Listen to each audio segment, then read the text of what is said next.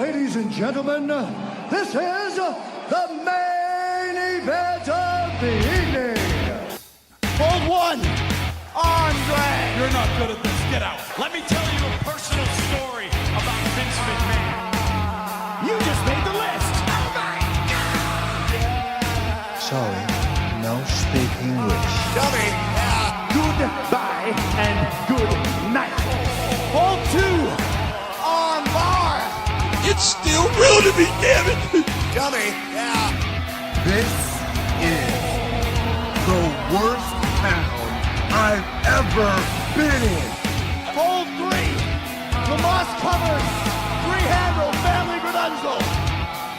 Mamma mia! And now, Unchained.media presents the B Plus Podcast with your host, Greg Unchained. It's me, Austin! It was me all along, Austin! Number 4, Armbar. I will never retire! I still got 200 more. I got 200 more holes to list. All right, ladies, gents, and non-binary friends, welcome to the B Plus Podcast. I'm your host, Greg Unchained. Today is Wednesday. You know what that means. I almost forgot what day it was. Today is Wednesday. You know what that means. It is King of Sports Day. Joining me, as ever, Big Boy Mikey. How are you, man? Grand Chico. I'm here. King of Sports. I refuse to call you Gran Chico. It is cultural appropriation, and I don't care what you say. Italian is not close enough to Spanish for it to count. Oh, our flags are similar. Very white and red. Yeah. All right. And so I'm American then. Blue, red, and white. Yeah. So it's close enough. There's some stars on there. There's some stripes. Look, for anyone who's listening, I am a little bit lucha obsessed lately, and I kind of wish I was Mexican at the moment. So, and I still tell you though, if you were respecting the Spanish culture, it wouldn't be Chico Grande. It would be Wait, you have it as Gran Chico, right? It would be El Chico Grande. That'd be the big boy, but I'm just big boy. Would it still be Chico Grande, not Gran Chico, wouldn't it? Or are both correct, grammatically speaking? Probably. I'm probably being very disrespectful, but on the plus side, I'm in love with so much lucha at the moment that I pretty much feel like I am. Anyway, let's get into. Well, there is a lucha component to this. I'm about to say there is that's why it's relevant. It's completely relevant. Yeah. We talk CMLL on this show, so it's completely relevant. Yeah. Even though their rivals won this week, but anyway, their rivals won. Yeah, as in terms of entertainment week. I'm like, I never usually say AAA wins in entertainment form, but I was like, AAA is awesome at the moment. I don't know, but CMLL was standard, but we'll get to that soon. Yeah, absolutely. So in terms of the biggest news for this week, though, it's a pretty quiet week all across the King of Sports universe. Yeah. Only really have a few items to discuss, and I think the bulk of our time, this may even be a short podcast, but the bulk of our time will probably go to looking at New Japan Cup, giving our predictions, and also the anniversary show, of course, which is right around the corner as we record this. 2 days away. No, literally, no. This will be released on the morning of anniversary, tomorrow night. Right, yeah, well, sorry. I always forget. It's today, guys. It's today. Anniversary show is today. God damn this. We should do podcasts live. I'm not prepared for that at all. We used Discord. There'd be an option there. Yeah, potentially. Yeah, maybe Patreon subscribers want to listen to us record our podcast live. That's always an option. Ooh. Let us know if you want to do that, guys. If you want to be able to tune in any other night, and obviously we'll have you all on mute, but you can just listen to us do this, so you can hear the unedited version. You can listen to us live if you want to. If you're a Patreon subscriber and that's something that interests you, or if that is something that you think would make you sign. If you're like, oh, I'm not a Patreon subscriber yet, but I've been thinking about it, and listening to live podcasts is kind of your bag, and you think that will make you want to sign up, then let us know, man. Let us know, because it's definitely something I would consider doing. Let us know. And then you'll get to hear how often my kids interrupt and how often we have to pause and all that fun stuff that gets edited out. All the coughs, all the burps, all the inappropriate Mikey jokes, all of it. Yeah, I don't have it. And Danders. Danders is very inappropriate too. Yes. No. Let's crack into, I guess, the very minor news. Like you said at the top, there's not a real lot to sort of get excited about this week. It's like in the last couple of days, there's not really anything major. So usually we have top stories, but our top stories probably wouldn't even make a regular week top story list. But we have to find something. We should start with. It's not really King of Sport relevant, but it is pro wrestling relevant. He wrestled a few matches in New Japan, but you don't really know for that. As this is the first podcast since news broke, RIP to King Kong Bundy, another freaking huge legend from the 80s that just gone way too soon, 61. These legends, man, you watch the old WrestleManias, WrestleMania 3, WrestleMania 4s and that, and you go down the card and everyone's in the big ring in the sky now. It's getting scary.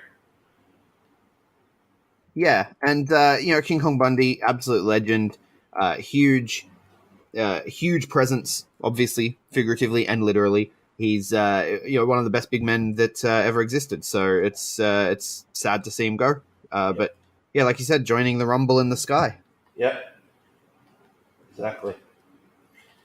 But in terms of King of Sports, let's run into news. So something I had on top of my list, and you probably be able to talk a bit more about this, is the Ring of Honor 17th anniversary. They've added 2 awesome new matches to the card.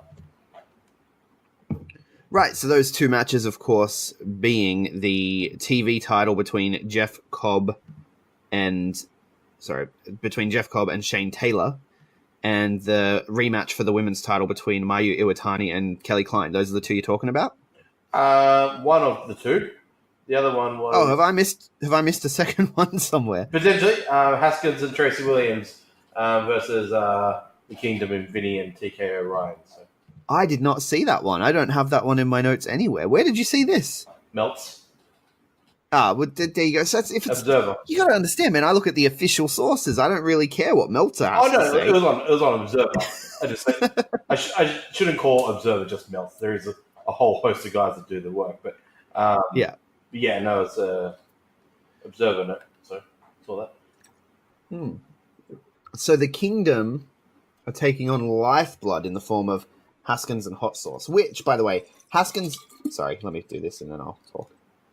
Your bottle? You're taking a piss. It's my bottle. It's my bottle. So I like the way water tastes better out of. I'm going to leave this in. I'm going to leave this explanation in because I feel like we're going to need time tonight on this podcast. So I like the way water tastes out of a glass bottle better than a plastic bottle. And so I had a plastic bottle of water here, and when my glass bottle ran out, I filled it up. Fair enough. Is that weird? No. Eco-friendly. No. Is it? Kind of. It tastes better. Kind of. It tastes better. And kind of eco-friendly. You're wasting the bottle, but... No, the bottle goes into a bucket that my daughter recycles for her own money. So it's like her job, and she does that all herself on her own time whenever she wants to. Quite often it piles up huge, and then she's like, I want to buy a toy. And I'm like, well, maybe you should earn some damn money. And then she recycles her bottles. We take them down to the plant thing, and she uses that to buy stuff. Yeah, so it's very eco-friendly. Yeah, very well. Very good. Yeah, we do the recycling. We do the work. Yeah. That was a nice little side note. But yeah. Distractions. Yeah. No, speaking of distractions too, I apologize to anyone. I'm watching Wrestling Go, You Go Girl, which is live right now on the YouTube. So this is where the magic of editing comes in, is when I zone out and don't actually listen to Mikey and get him to repeat what he says. It's because something cool is happening on Wrestling Go. Don't make me call you Vampiro. No. Does he sit at the commentary booth and watch other shows while he's doing it? No, but just like there was a few moments on the show I was watching last night that just he completely zones out and just doesn't even listen to the other commentator. I'm like, that's so funny. That's us on podcasts. Yeah. Well, I mean, it's not something I've ever done really on podcasts before, but I'm really excited about this show. There's some matches that I've heard are really good and I want to check out. So yeah. So I'm watching it right now because it's live and I want to watch it. So I apologize to you, but I will still be giving you my full audio attention. It's muted. I'm just watching it. Yeah, that's fine. That's fine. But yeah, I guess let's go back to these two matches. Yeah, King of Sports news, right? King of Sports. That's what we're here for. So, Ring of Honor have announced the matches. Yeah, so Kingdom versus Lifeblood is interesting, and Hot Sauce and Haskins it's just a good name. Haskins and Hot Sauce. Yeah, just the H's sound good together. And these are the two guys that are the most underrated in this group. Yeah, like everyone, if you're a King of Sports fan, already pretty much know about guys like Juice and Finley. You know about Emma. Sorry, Tennille Dashwood. Tennille Dashwood. If you're a PWG fan, you should be pretty much up to speed with Bandito. Bandito's not exactly a unknown. Yeah, plus he's been booked like the absolute superstar of the group too. Right, and then Haskins and Tracy, look, they've obviously been around the block in nearly every independent promotion in the UK or in the US, whether it's Evolve, Progress, whatever, RevPro, everything. But they might be a little lesser known to the Ring of Honor crowd, I guess, in a way. So I feel like these two are the most underrated guys in Lifeblood. They're definitely not the two least talented. They're also the two. They're also the two most likely to be lost in the shuffle or overlooked. So having them tag up makes a lot of sense. Obviously, the main tag for Lifeblood will be Finn Juice, but you got to think that Juice is going to do a lot of solo stuff with Ring of Honor too. So I think the three that are most likely to get lost in the shuffle are Finley, Haskins, and Hot Sauce. Yeah. But if they're teaming up, they're less likely to get lost in the shuffle. Yeah. And then the thing is with Finley, it doesn't really matter if he gets lost in the shuffle because him and Juice, whilst they're technically on the Ring of Honor roster, they're also technically New Japan main guys. So, if Finley was to get lost in the shuffle on a Ring of Honor card, Ring of Honor roster, he's still there on the New Japan roster. So, yeah, true. He's fine. And we kind of thought that we wouldn't see too much Lifeblood mixing up in New Japan stuff. I know last week was a different scenario with Honor Reigns, but with Finn and Juice, there'll be Lifebloods, just those two really in New Japan, but there'll be Lifeblood stuff-ish. You'll see it. You'll see a little bit of it. Yeah. Yeah, it's one of those weird things where the universes cross over, but they don't really cross over. So you'll see them, but are they going to be referred to as Lifeblood? That's the question. I know it's interesting. It's interesting. We'll see where it goes. And as for Cobb and Taylor, for me, I like Taylor, but I wasn't a big fan of Taylor at the start. You know this. I've warmed to him, but this is just another defense for Cobb. Cobb's going to go down as. I know this is a crazy thing to say because that Ring of Honor TV title has been held by a lot of big names. Cobb's going to go down as one of the best TV champs in Ring of Honor history, in my opinion. Yeah. Yeah. Look, Jeff Cobb, when we get to the results, I'll talk about Jeff Cobb and his TV title match that he had on TV this week. But he's a great TV champion. I see him having a long reign with that belt. And his match with Silas Young was a lot of fun, but we'll get to that in the results, I think. Yeah. What else do we have in the way of news from around the universe? Well, all right. Well, speaking of Finley, I'm going to jump into my third piece of news because it just flows a lot better. Finley is injured. So before we even get underway for the 2019 biggest ever New Japan Cup, there's already an injury. Mr. David Finley is out due to an injury that he picked up on Honor Rising Night 2 when he was tagging with Juice against the Briscoes, which is sad. he will be replaced by the junior legend and 1/3 of the Never Six-Man Tag Champs, Rizuki Tsuji. Interesting replacement. People were like, how does the junior just automatically go in this? Technically, he's a never guy at the moment, so never allows you to get into the New Japan Cup. So I don't think he'd go in if he wasn't holding a never title. In my opinion, I think I would just found someone from like Rev Pro Ring of Honor to quickly jump over. But yeah, interesting replacement. He's going to lose. No one, neither Finley or now Taguchi is going to get. No, I think Taguchi will win, and let me tell you why. I think Taguchi's going to go all the way and become the 69th IWGP World Heavyweight Champion. He's got to be the pick, right? 69! 69, dude! In Madison Square Garden. At the historic event. It has to happen. I've lost you, haven't I? Yeah, Are you there? yeah, no, I'm here. I'm just trying to work out. So we're going to get into this later. But, yeah, because the next step after Tenzin is Tanahashi. So, no. Yes. Taguchi wins. Taguchi beats Tanahashi, and he beats Okada in the final. Wow. So you want Taguchi, you got to Tanahashi, potentially Ibushi or Nato or Evil Zack. And then Ibushi in the semi, and then wow. He's going on a run, brother. He's going on a run. Tanahashi, Ibushi, Okada. It's happening. 69. He's not even getting through Tenzin. He's not getting through Tenzin. Tenzin's going to eat him alive. Nah. But look, sad for Finley. I don't think it's a major injury that's going to keep him out for too long. No, apparently he's going to be fine. Like he's going to be back like in a couple of weeks. Like, it's just that he, unfortunately, with the timing, he's missed out. Yeah, no, all good. I mean, this is just such a big field. We'll get into it later with the bracketology stuff, but yeah, no, love it. But I guess that's really it for New Japan. Just a quick little news piece on CMLL. So CMLL, it's not really relevant to us as such, but they've actually got a new US TV deal. They're going to be on a TV channel called Univision Deportes, which is one of the biggest Spanish-speaking channels in America. So they got a new home in America. They got a new Mexican TV deal as AAA and Televisa parted ways after 27 years. AAA has always been on the same channel since they split from CMLL back in 93. So AAA got a new deal with Azteca. So Mexican pro wrestling, and I don't want to say this because we're probably going to get some of the haters on it, but All Elite Wrestling has kind of now just quickly put a lot of eyes quickly on the Mexican TV product.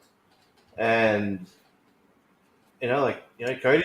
Well, AAA are losing their TV deal in Mexico, aren't they? Yeah, they just got a new one. So they just signed a massive new deal with a TV brand called Azteca. And Mexico, Televisa, who's had AAA for 27 years, has now got CMLL. They signed up CMLL like 3 weeks after they dumped AAA. Right. You really want to get this Lucha podcast going, don't you? No, but I'm not kidding that it's crazy timing with the whole All Elite Wrestling getting involved with AAA and stuff. Like, Lucha's starting to come back up with Lucha Underground being a bit more successful. WWE having a host of famous Lucha guys now like Almas and Ray, and Roosh doing his thing, Penta and Phoenix being two of the most amazing Lucha guys in the world. You got just so much like Ray Horus and Ray Horus is going now to WXW, and Mexico is just doing some good things. I'm a really big Lucha guy. Always had been. I sort of pulled away from it because the accessibility of Mexican wrestling was hard for English fans. There wasn't a lot of option. CMLL has done great with their YouTube stuff. They do 3 free shows a week, which is fantastic. AAA now working with Twitch. They just launched their Twitch English channel, which from last night, a show that I was watching, they're going to be doing a lot more English commentary. Not everyone's a big fan of the Vampiro commentary. I wasn't. I am not a fan of that I wasn't. commentary on Lucha Underground, AAA. Anywhere I've seen him, he's been awful. He's just he's awful, but in a good way. I don't know. There's passion behind him, and I like that. But yeah, back to the CMLL side of things. This is great for CMLL to get into the US market. Perfect timing for them. They've got these relationships with New Japan, Ring of Honor. CMLL is becoming bigger and bigger. CMLL are very old school. They still do things in a very old school way. Similar to New Japan. There are some things that New Japan's still a little bit old school with, but maybe CMLL might start getting a little bit westernized as well. As AAA is very westernized. And maybe CMLL is... I want it westernized just in the fact of I want English commentary. That's all. Yeah. That's all I want. English commentary and everything else I'm fine with. I feel like I'd be able to watch it if I could get some commentary, get some of the storytelling happening. That's the thing with New Japan. A lot of people are like, oh, I want them to bring in more Gaijins. It's like, that's not really the point of the westernizing of New Japan that I like. I want the names like Okada and Naito and Kojima and all these guys. I want those names to be famous in America. I don't want Americans to go to Japan and then to make their names even more famous in America. It's like, that defeats the purpose. Like, same with CMLL. Like, I want guys like Ultimate Guerrero and Sanson and Quattrero. Like, I want these guys getting popular in America because they deserve to be famous themselves. So, Mexico's a big country. I mean, small country, but a big population. And pro wrestling, Lucha is, one of their freaking daily loves, like, other than like football and corn and tequila. Like, wrestling's in their blood, but yeah, also CMLL though, getting the new TV deals in Mexico and US. Like you said, next step, English commentary for CMLL. That'd be perfect. Yeah. I do have one piece of news that I didn't put on the run sheet that I forgot about until I just sort of quickly clicked over to my notes and I saw it. A former New Japan Pro Wrestling star has been arrested following an altercation with his wife. Did you see this one? I did not. What the hell? Koji Kanemoto, former IWGP Junior Heavyweight Champion. Right. No, I have not heard of this. Koji Kanemoto, really? Yeah. So are you? I'm not even familiar with Koji Kanemoto. I'm very familiar. I'm familiar with the name. In terms of history and success, I'm pretty sure like he's very big in the junior. Koji Kanemoto. So he responded. So Tokyo Sport. This is in Tokyo Sports. So of course translations are a bit rough, but it says, "I am certain that I had violence against my wife." So he admits to it. I was suspected of cheating because she went through my cell phone without permission. It was a flat-handed and one-shot hit, he reportedly said. Right. So again, being that this is translated from Japanese, it's hard to know if he's being apologetic here and saying, yes, I did this and owning up to it, or if he's just being like, yeah, I did it. You know what I mean? Like it's very hard in a translation of a written article. It's very hard to know the tone, but if it's the former and he's owning up to it and he's willing to accept, the consequences of his actions and even use this as a teachable moment for, hey, this is not something that should happen. I was way out of line. Then good. If it's not, if it's the opposite, and he's just like, yeah, I did it and I'd do it again, then cancelled. Well, dude, that's not cool. Yeah, and I know I'm laughing, but it's just because I can't tell the tone, and it's awful. Yeah, well, as soon as you said the name, I'm like, God, that name rings a bell. And yes, he is a 5-time former IWGP Junior Heavyweight Champion.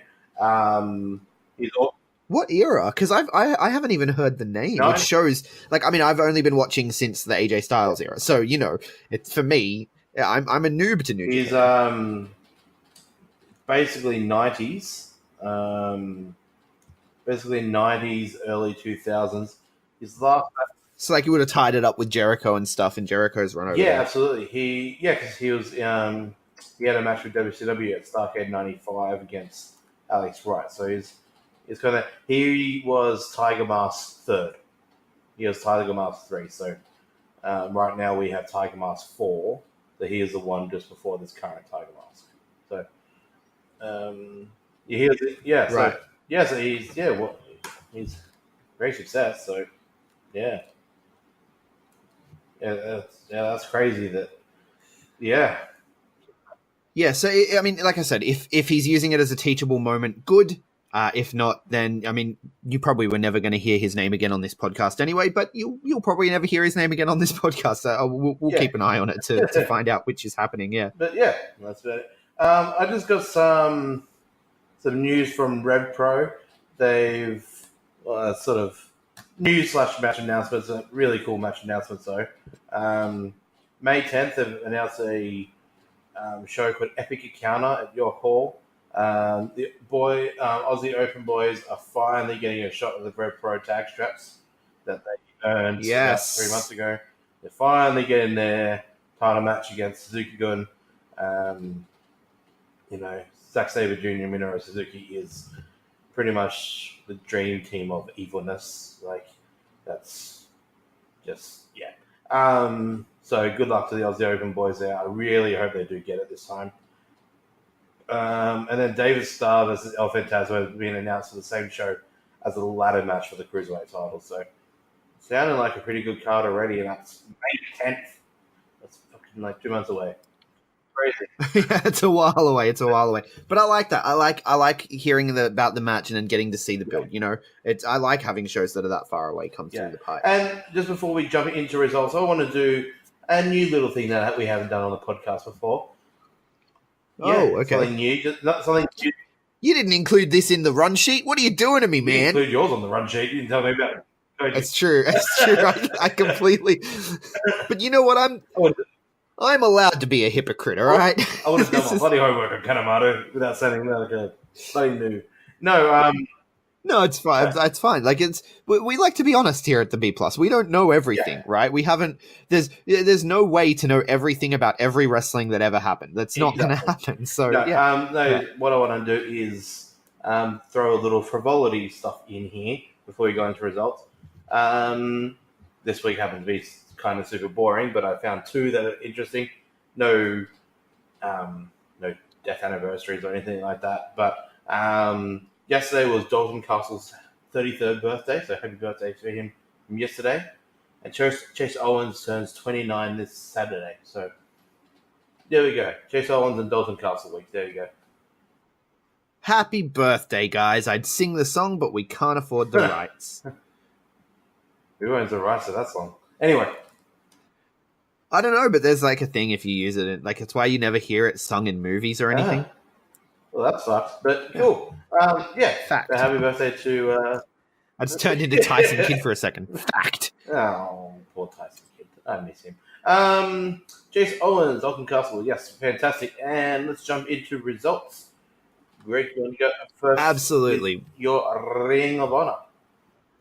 Yeah, let's start with Ring of Honor, even though I'm watching the match of the night right now between Jessica Troy and Kellyanne, and it's amazing so far. But let's do it. Let me pull up my notes. Here they are. All right, Ring of Honor TV this week is all we have to talk about. Starts off with a Jeff Cobb promo at Silas Young, asking him if he's ever been to the islands because I'm going to give you a private tour. I really liked that line. I thought that line was incredible. And then we get, of course, the matchup itself. Silas Young versus Jeff Cobb. This is for Jeff Cobb's TV title. And Silas Young, throughout this match, handled Jeff Cobb like no one else has in Ring of Honor. This was sort of Jeff Cobb's first actual challenge. Yeah, which you expect from someone like Silas Young. And it makes you, it whets the appetite for the Shane Taylor match, because Shane Taylor did attack Jeff Cobb a few weeks ago. We talked about it. You can go back in the archives and listen. Shane Taylor will be probably an even bigger challenge than Silas Young because he's sort of the same level of competitor, but he's a bigger guy, right? So I think that Shane Taylor versus Jeff Cobb is going to be a very exciting match for 17th anniversary. I'm really looking forward to that. Obviously, Jeff Cobb ultimately wins. They did talk about it on commentary. Whoever won was going to go on to face the challenger at 17th anniversary, but it ended up being Jeff Cobb retaining the title and carrying on to his match at 17th anniversary with Shane Taylor. So that's happening. Now, Matt Taven says that he's going to prove that Jay Lethal is a Melvin, and he's going to do something that Jay Lethal's never done. He's going to hold an open challenge with his real world title for anyone other than Jay Lethal. Open challenge. Anyone can win the title, but not Jay Lethal, because Jay Lethal is an imposter and not a real world champion. Fun little promo. I just love calling people Melvin. Anyway. Then we get a flashback showing the Shane Taylor attack to when that happened, which I can't remember if it was a couple of weeks ago or a couple of months ago. Ring of Honor TV gets blurry for me, especially with their taping schedules. But we get the official announcement there that Shane Taylor and Jeff Cobb will happen at the 17th anniversary, as will the Mayu Iwatani and Kelly Klein rematch. No word on the Kingdom tag match, though, Meltzer. So moving on, we get Roosh defeating Vinny Marseglia, raising the fist. Side note, this is completely unrelated, but I don't talk WWE anymore, and the people on the WWE podcast would not understand this reference. Danders and CJ are very much WWE nerds, and they do the WWE thing. But have you seen this stuff on social media about Charlotte joining Los Ingobernables? Yeah, she's dating an OG Ingobernable in La Sombra or Amas, but she's dating Almas, right? And so she started posting random statuses in Spanish and stuff, and there was a picture posted of her with Roosh, like out at a nightclub or something. Like, just chilling with Roosh. I'm like, well, I like this, but interesting. Promotional consideration paid for by the following. Hey everyone, just want to take a second to tell you about one of our new sponsors, Outbreak Nutrition. Outbreak Nutrition are creating supplements for survival, sharper minds, quicker reflexes, all the energy you need to take your performance to the next level, whether that be on the field, in the gym, on the gaming field. That's right, they have specifically designed gaming supplements as well to help you focus on those late night sessions. They even sell coffee, you guys, at Outbreak Nutrition. You can get coffee pods, you can get coffee beans, you can get supplements for the bedroom as well if you want to enhance your performance there. These are performance enhancing supplements for every aspect of your life, specifically designed by gamers, for gamers, to stay fit and healthy in the gym, to stay sharp and focused on the game, and to dominate in all areas of life. So check out OutbreakNutrition.com, and for being a listener of our podcast, they will give you 10% off your order when you enter the code B+. That is BPLUS at checkout. So make sure, if you want to stay on top of your game, if you want to take your performance to the next level, OutbreakNutrition.com, enter the code B+ at checkout. 100 episodes. We made it. We made it to 100 episodes, and what better way to celebrate than by sharing Threadbox with all the B+ players across Australia.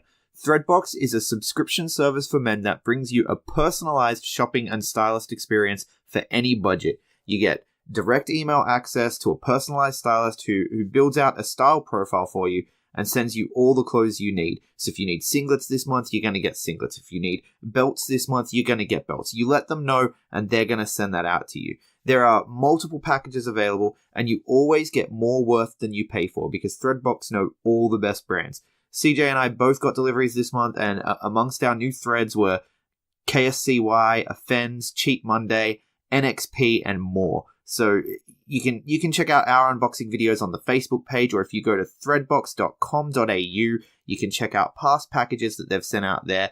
We believe in Threadbox because Threadbox want to help us, you, and men everywhere look better without all the bother of having to shop. In as low a price as $40, what more can you ask for? You're going to get more value than you pay for. Just for our fans, if you put in the code the B+15 at checkout, you're going to get 15% off your first box. Head to threadbox.com.au and use the code the B+15 to get your box today. But another pro wrestling media personality, I can't remember who it was. Was it Brian Alvarez or was it Brian the Guppy? I feel like it was a Brian. I don't know. Someone on wrestling Twitter tweeted out the image and was just like, "Oh man, like I'm just like everyone's upset about the Ronda Becky Twitter feud, and I'm just over here getting excited that Charlotte is low key joining Los Ingobernables." And she responded to it. So she's obviously done a vanity search because he didn't at her. She's searched up her name and she's come across this tweet and she responded with the fist. Yeah. Right?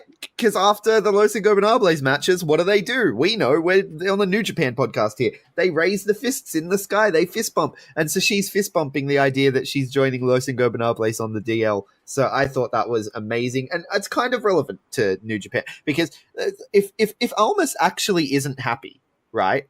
Now, I'm not saying Charlotte would ever leave, but could you imagine if Charlotte showed up in CMLL? I mean, she's a Flair. And Mr. Flair never stayed put in one spot. So, you know. Yeah. Well, I mean, Rick didn't, of course, but I don't know, it's just interesting to me. I find it very interesting. I definitely believe within 12 months, Almas will be back in the either King of Sports universe or All Elite universe or whatever. He'll be back out there soon. I don't know. It's really cool.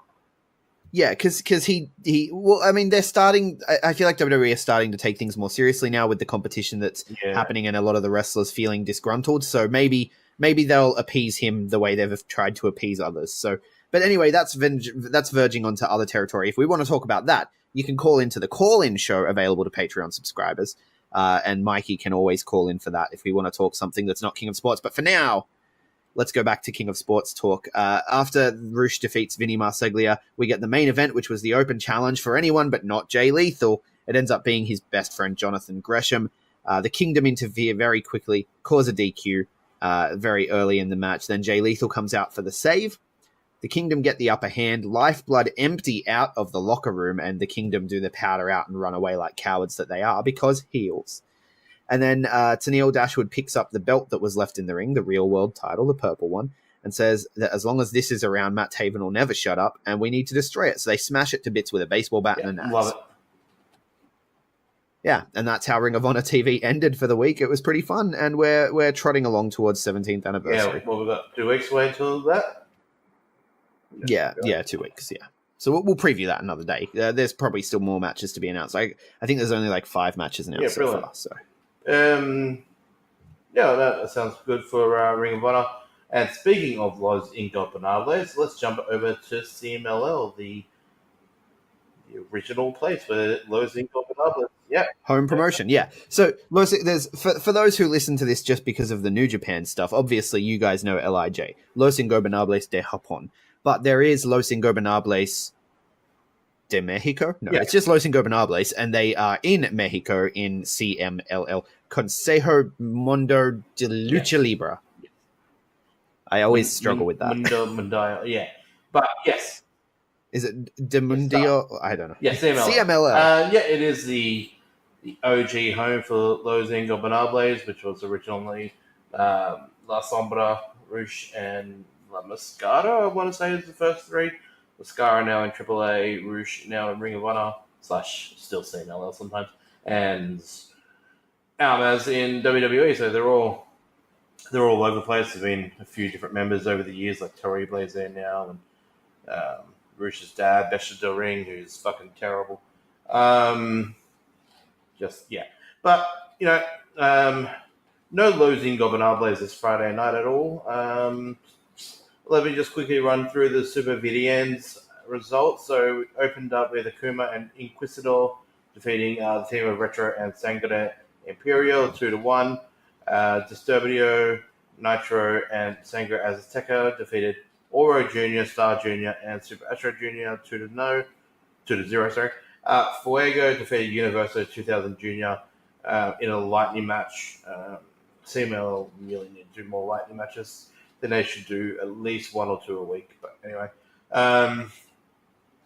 Then we had Esfinge, Titan, and Triton defeat the team of Kawato-san, Mysterio Oso Jr. and Palvoro. I just love T10. I know you got to watch a little bit of him through Fantastic Mania at the start of the year. He's just phenomenal. Yeah. We had, I enjoyed his work. then we had the Monsters, Ephisto, Luciferno, and Mephisto, defeating him of Cranio, Volcano, and Stuka Jr. And in the main event, we had Mystico, Valiente, and Atlantis defeating El Hijo del Villano 3, Ultimo Guerrero, and Villano 4, 2-1. So this Atlantis, Villano 3, Villano 4 feud is starting to build. I think they see what AAA are doing with Blue Demon and Dr. Wagner Jr., two 50-plus-year-olds headlining Triple Mania. I think CMLL are going to try and aim to use a bit of retro as well, not retro, but legendary status stuff as well. Decent card this week. Nothing special. Nothing special. No real major names on the card this week. Obviously, still got like Ultimate Guerrero, Mystico, and that, but missing a lot of top name talent on the Super Friday show, which is weird. So that's pretty much it from the Super Friday results. In 2 weeks is their big show. I can't remember how they name it. They call it the Homage to 2 Stars. They do it once a year where they pay homage to 2 stars. Clearly, they're honoring Blue Demon Jr.'s dad, the original Blue Demon,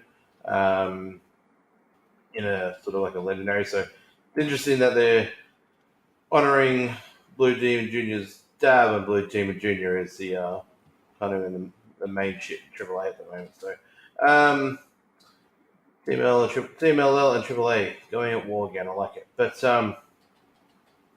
that's pretty much it for CMLL for me. Some results over in the UK with Rev Pro. They had the live at the Cockpit 39. What are we now? Tuesday on Sunday night. Couple of interesting results from here. Nothing too surprising. Chris Brooks defeated Darius Lockhart. James Mason defeated Curtis Chapman. Josh Bodum and Charles Samuels defeated the Nick, Charlie Carter, and Oyson Delaney. Those 2 guys I haven't heard of yet in the Rev Pro ranks. David Starr defeating Carlos Romo. El Fantasmo defeated MK McKinnon. Jamie Hayter defeated Bobby Tyler. And Zack Sabre Jr. defeated A-Kid. I really am looking forward to watching that Zack Sabre Jr. A-Kid match because a few months ago, maybe a year ago, Meltzer gave this a 5-star in the Spanish promotion. Based off the Spanish promotion. Supposedly A-Kid is fucking amazing. I've seen Will Ospreay tweet about him and like Instagram about him. I'm really interested in this kid. No pun intended, this kid. Might not even be a kid.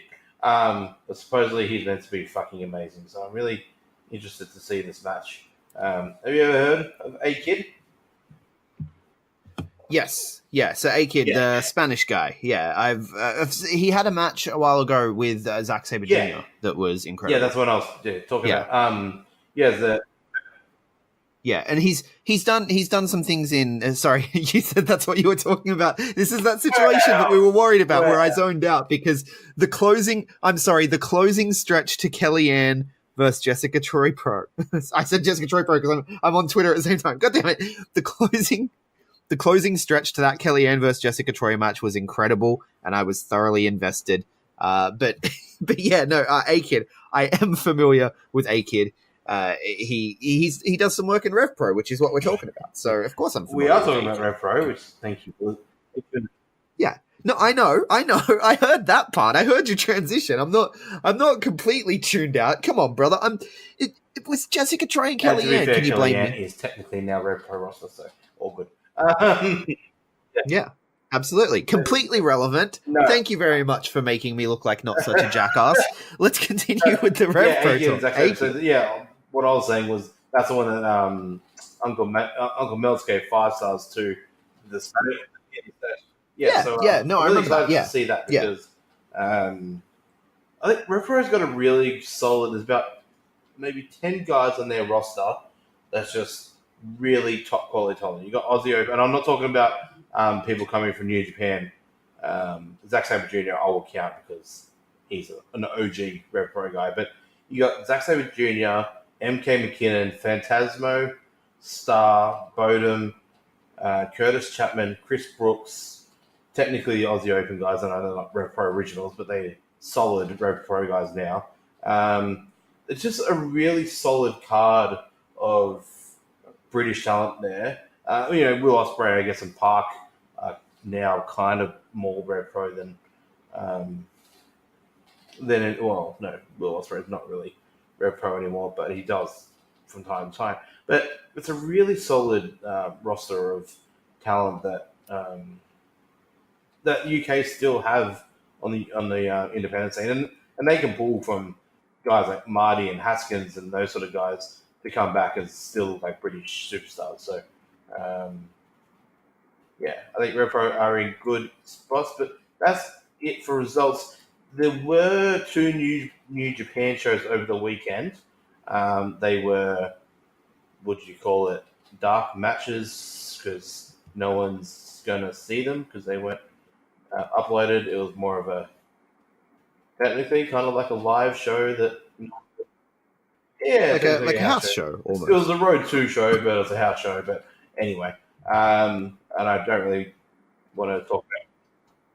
Some of those Road 2 shows are house shows. Yeah. Like it's happened a lot lately. Yeah. That there's random little shows that don't end up being aired. The only interesting note for those shows, they literally did the same card for both shows, and maybe like 1 or 2 different results. Your boys Yuya and Yoda did 2 more 10-minute time limit draws. Love it. Yeah, amazing. I love that angle so much. Great. But speaking of New Japan, let's wrap this up with 2 major New Japan talking points this week. Let's talk about the anniversary events that is happening tomorrow night. Well, tonight, if you're listening to this. Let me break down the card as you are solely focused on Wrestling Go. But let me break down the anniversary card for tomorrow night. Listen, man. I can pull double duty. It's fine. It's dude, duty with a T. Like, is it duty? I feel like it's got to be duty, right? Because it's a D. It's not a J at the beginning of the word, so it's duty. But it's not duty. It's You know what I'm saying. So currently Lux are taking on Steph DeLander and Indy Hartwell, and they're doing some really funny spots with I'm turning this into a half Aussie Graps cast because we don't have enough material to make it now anyway. So Kingsley's doing some funny spots with trying to get the headlock and overpower Steph DeLander, and Steph's just like destroying her, and she like picks her up and puts her on the top turnbuckle, sort of pats her on the head kind of thing. Like, oh, nice try, little girl. And so then Xena comes in and carries her back the same way Steph DeLander carried her and puts her back onto the headlock. It was amazing. Quick little side note, and with that, Xena is becoming fast one of my favourite New South Wales girls at the moment. She's just funny. So at the PWA show, I don't know if you heard the PWA cast, me and Dan is it. I did, yeah. She ate some candy, right? And I even slid into the DMs of Mr. Oz Wrestling Gifts, and I just said, "Can you try to find that somehow and make it a gift?" And he couldn't find it. I'm like, "It's off camera. That sucks." That means she's a professional. I need some sugar, but I don't want the camera to see me take the sugar. And then absolute also professional, Xena. Post Wrestling Go, the little competition that they're doing because she missed the little like Wrestling Go team photo from all the girls, and they're doing a little competition. Yeah, right, because she forgot her shoes or something, right? They do a little competition to whoever can Photoshop her in the best, and like Bond did one, and he just like put this like big picture of her in the corner, just covering half the other girls. I'm like, it's just. No, she's gold. But anyway, back to New Japan. Yeah. Sole focus. Yeah, absolutely. No, so there's only really 4 matches on the anniversary show worth talking about. So let's talk about those 4. I am, of course, referring to Sho and Yo versus Shingo Takagi and Bushi, IWGP Junior Tag Team Championship match. Who do you have for this one, man? No, actually, I really hope Sho and Yo do take the titles back from Shingo and Bushi. Just something a little alluded to me before, a little tweet from Rocky Romero basically saying, like, it was like the Roppongi unit or something like that. Like, I feel that Rocky and Roppongi are going to break away from Chaos. I feel something's going to sort of go down. And I don't know if it'll be tomorrow night or later down the cards, but something's going to happen there. But I want Sho and Yo to retain because they're the best junior tag team in this company by a mile. I could definitely see them breaking away from Chaos, but I would love to see a Roppongi 3K a good heel run, because they've been faces for a long time, even before, even before the rest of Chaos kind of went face. Roppongi 3K were kind of the first ones because Rocky was so over, especially with El Chico. I hope Sho and Yo win the tag straps. They're just that good of a tag. I just fucking love them. Anyway, speaking of junior straps, the next match is going to be very interesting. Yeah. So the next one, of course, Taiji Ishimori defending his junior heavyweight championship against the legend Jushin Thunder Liger. The greatest junior heavyweight champion in any Japanese promotion, in my opinion. Jushin Thunder Liger is. I did it on my Twitter yesterday. You can go see it at bigboy_Mikey86. My top 10 50-plus-year-old wrestlers. Liger is in my top 5. He is amazing still for his age. He's not obviously going to win this. Taiji will obviously win this. But Taiji is ticking off some great names on the way to building this junior heavyweight. Yeah, and obviously we touched on it. He's going to win.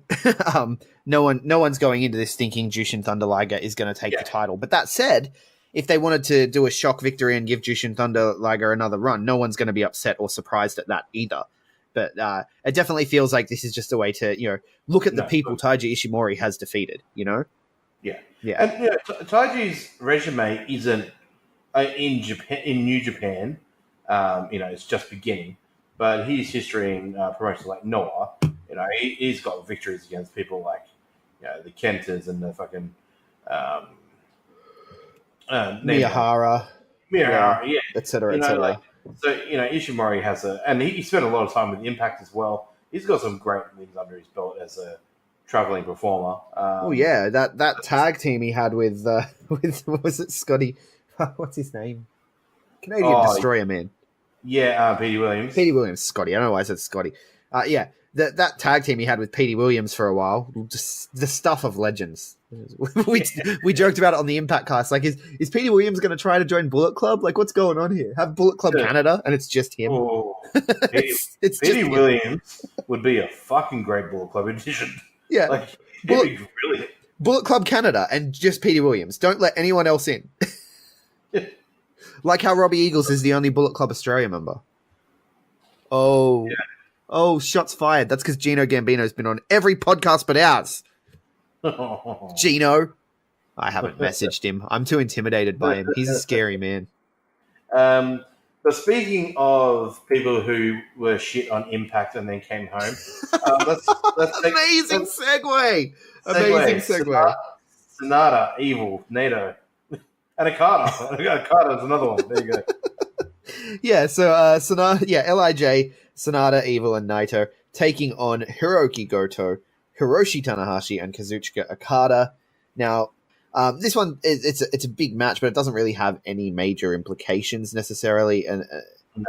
It's a big match. These are some of the guys at the absolute top of the card and at the top of their game. Yeah, absolutely. I think LIJ win this. I think maybe Nato gets like pinfall victory over Goto there. Obviously, Tana and Okada aren't taking a pin, and Goto's in the team. But yeah, I think I'll probably go with LIJ here. But out of all the Tana Okada Dream trios since the new Chaos / main unit alliance has gone on, this is the best trio. Nope. The Jay Lethal one. Oh, okay. The best New Japan one because yeah, if you want to say the best New Japan, I'll give it to you. I'll give it to you there. But for me, the Jay Lethal one. That was what a team. Okada, Tanahashi, and Jay Lethal. Come on. Yeah. But yeah, no, I'd go with them as well over Lij at this point. And then we get the main event, of course. Will Ospreay, and there's something else happening on this show that I want to touch on in a moment. We probably should have touched on it while we were talking Jushin Thunder Liger, but You Go Girl is happening, and so I got distracted. Will Ospreay, Jay White, champion versus champion, never openweight champion, not junior this time, never openweight versus Jay White. People are still complaining that it's not junior versus heavy. Do you really want to see Taiji Ishimori versus Jay White? No, it's just ridiculous. And why can't the never openweight title be as important as the junior? That's what I said, right? Like it's its own division. This gives it even more validity, which I think they've been doing very well since. I mean, Will Ospreay defending at other places in the world, absolutely. This is amazing. Like I'm very much looking forward to this match. I think Will Ospreay's gonna come dangerously close to winning, and and he'll probably be seconded by Okada. Yeah. I can see him being seconded by Okada, and I think there's a lot of things that could happen here that could be very exciting. Imagine Will Ospreay revealing himself as the Mole and just laying down for Jay White, and we don't even get the match, right? Wow. And then they just beat the shit out of Okada, and like but of course I'd much rather see the match personally, but I feel like this is going to be. I don't know why. I just have a feeling that this is going to be big one way or the other. Jay White wins. It's going to be interesting. Jay White wins. But this is 2 years in a row that Mr. Ospreay is in the headline for the anniversary special. Last year he had Okada. This year White, where he's going to come so close to beating the heavyweight champion. Honestly, I don't know how soon it's going to be, but Will Ospreay will be an IWGP heavyweight champion within the next 2 years. Yeah. In the next 24 months, he'll be That's a big call. I feel like New Japan like to do things a little slower than that. But that's why I did 24 months. I was going to say 12 months. But I don't know. I don't know how much time. I don't know. I don't know. He's only 24 fucking years old. I know. No, I know. No, I don't mean that. I mean how much time he's going to spend in Japan. Like I know he loves Japan and everything, but do you think you don't think he's going to want to join some of his buddies and of course his partner over in All Elite Wrestling? Oh, okay, yeah, maybe. I thought you were going to say WWE. Will Ospreay would not be going to WWE. No, he has never shown any interest in WWE. It's amazing. He's such a great character for that. That's one of the defining things about him, as he is an independent wrestler through and through, and he would not be able to, like, the things that he enjoys doing. You can't do in WWE. Not just the wrestling style, but he likes going to places and wrestling people that have never been heard of and putting people's names on the map. Yeah. It's a passion of his. You can't do that in WWE. I guess unless they come to him and they're like, we want to make you the king of our NXT global system. We're launching NXT Japan, we're launching NXT Australia, and we're launching NXT India and Saudi Arabia, all in 2021. We're launching all 4 of them, and we want you to be the king. You're going to go across all of them and wrestle all these people no one's ever heard of. That might be a pitch that gets Will Ospreay to WWE. Yeah, true. But short of that, I don't think anything would get him to WWE. No. I mean, All Elite might be a little bit too easy for him to go to now. Obviously with his missus being there now. But, with All Elite in New Japan, they'll have a relationship within the next 12 months. They're already broken down that, Kenny's able to do some New Japan stuff. They're going to have a relationship there within the next 12 months. It's going to have to. Maybe there's a little bit of heat with Young Bucks and Cody. I don't know, but I think New Japan would never walk away cleanly from Kenny Omega. So I think as long as Kenny Omega is All Elite, New Japan will still have a little sniff in there. Yeah. Well, I think that I think the one thing that could potentially hold Will Ospreay back from any of the major promotions is his Twitter. Twitter Yeah. and his injuries. I mean, True, yes. I don't want to be that guy because I love Ospreay. I absolutely love the guy. He one of my favorite wrestlers in the world, but I've got to be that guy. And sometimes he scares the fucking shit out of me that he's never going to walk again. I know he doesn't want to hear that shit, and he's not going to listen to this podcast. So that's fine. But sometimes it's just. I mean, Ricochet's still going. He's doing a cleaner version in WWE, so Will Ospreay's just got a little bit more reckless than Ricochet ever was. Ricochet's very clean. Ospreay can get a little bit reckless sometimes. There's like a little gif going of something that he did last week. It was like a bit of a botch. He turned it into looking. I think he went to go for a top row. I can't remember what it was, but he just botches a little bit. Not botches, but like just a little bit too much. He does a couple of things that just scare the shit out of me, and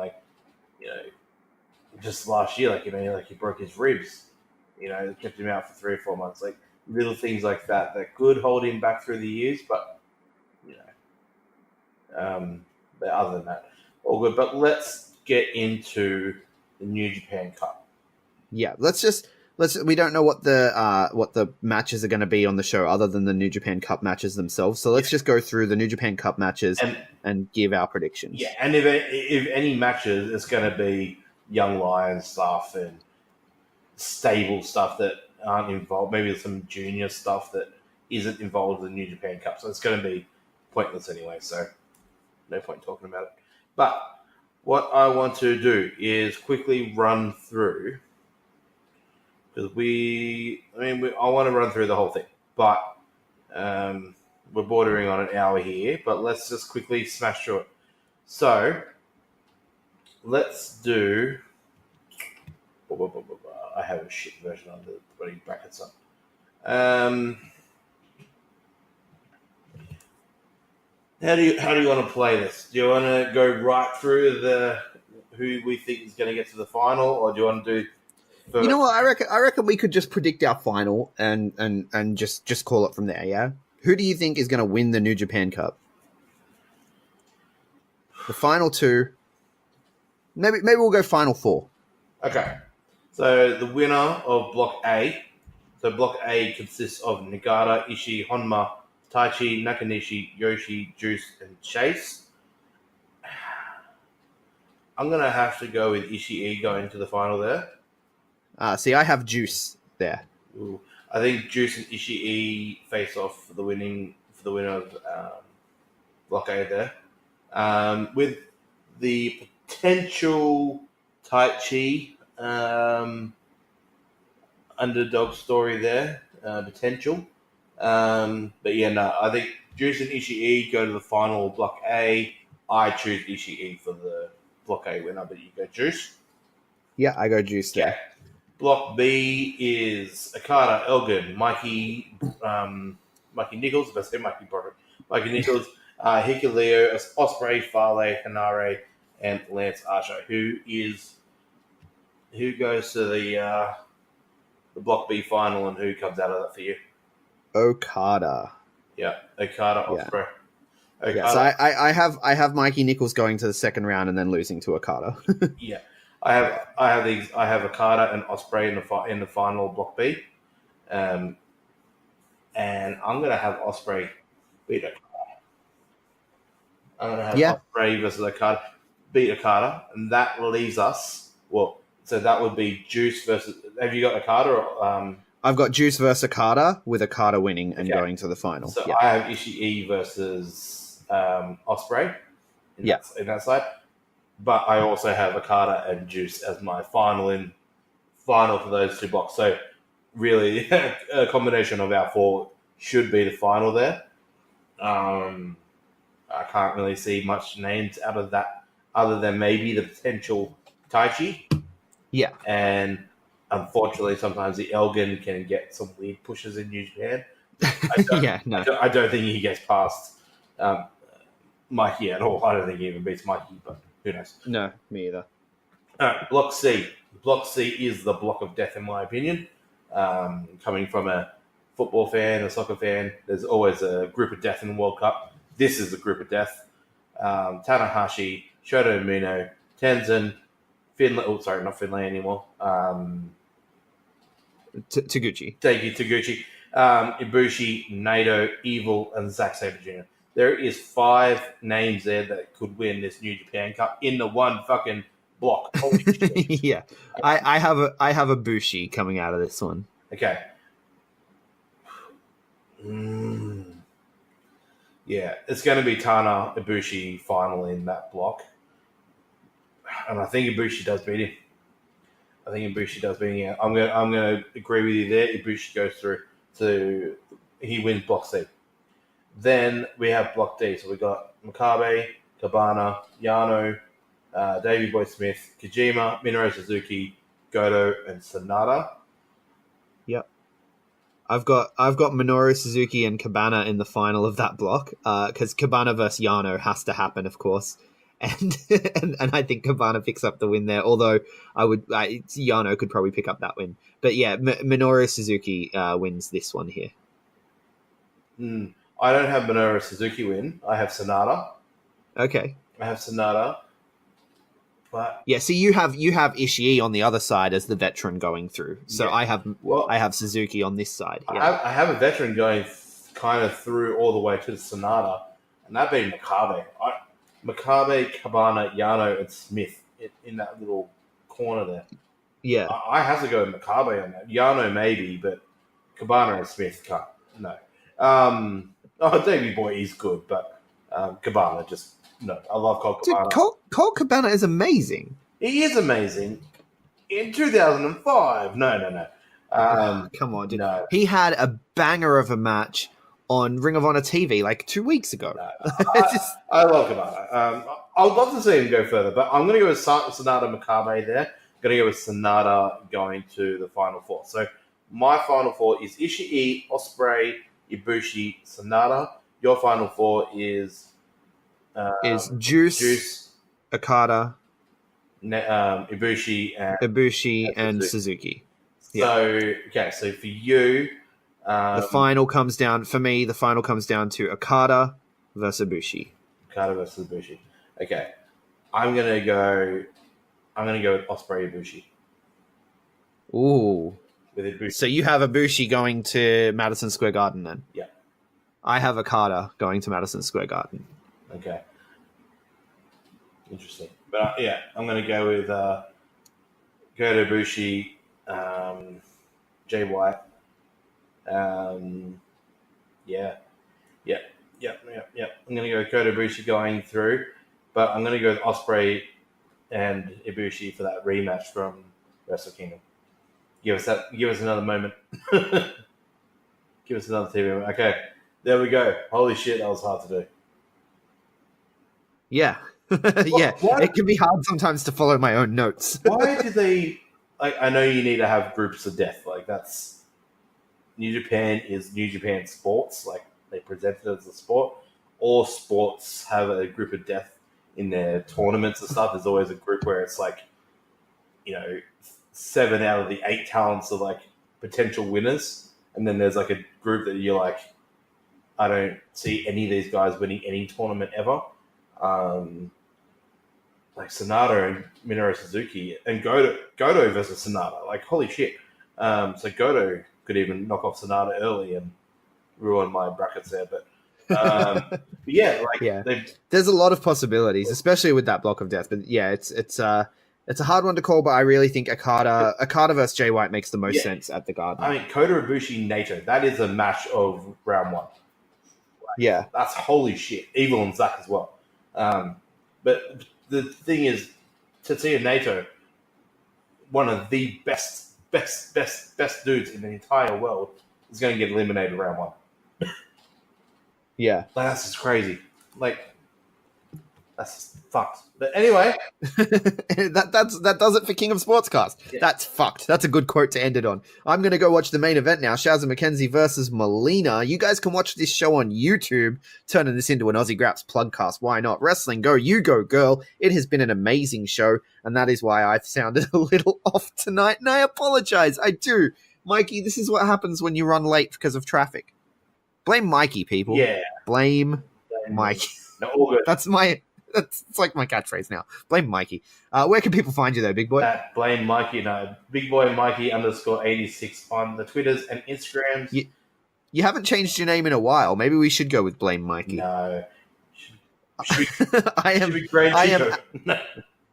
If you want to interact with me, I am at Greg Unchained on Twitter, at the Greg Unchained on Instagram. We collectively are the B Plus Wrestle on Twitter because wrestling wouldn't fit. The B Plus Wrestling everywhere else except for Patreon, where we are just the B Plus. Patreon.com/the B Plus. Check it out if you want to support what we do. We appreciate anything that you guys throw our way, and of course, we'll give you some cool rewards for it as well. 5-star review for us if you like what we do, and thank you so much for listening. Hold one. Arm drag. You're not doing this. Get out. Let me tell you a personal story about Vince McMahon. You just made the list. Sorry, no speak English. Goodbye and good night. Hold two. Arm bar. This is the worst town I've ever been in. It's still real to me, damn it. Coming. Hold three. The moss covered.